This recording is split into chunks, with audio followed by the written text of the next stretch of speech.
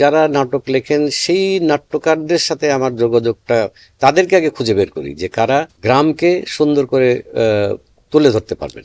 সেই হিসাবে আমার শুরু হয়েছিল প্রথম নাটক মাসুম রেজার। তারও আগে ছিল একদম, সেটা 7 পর্বের একটা সিরিয়াল ছিল, আপনারা তখন হয়তো দেখেননি বোধহয়, নাম শুনেছেন কিনা, গহরগাছি। গহরগাছি একটা নাটক ছিল যেটা রাজশাহী অঞ্চলে গিয়ে আমি শুটিং করেছিলাম। ওটার প্রধান চরিত্রে অভিনয় করেছিলেন রাইসুল ইসলাম আসাদ, উনি গহরগাছি ছিলেন।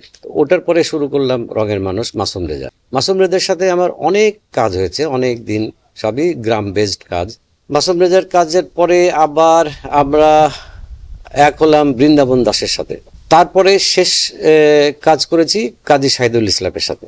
এদের গ্রাম দেখা, গ্রাম পর্যবেক্ষণ বা গ্রামের চরিত্র, তাদের যে অবজারভেশন, এটা মারাত্মক, দারুণ।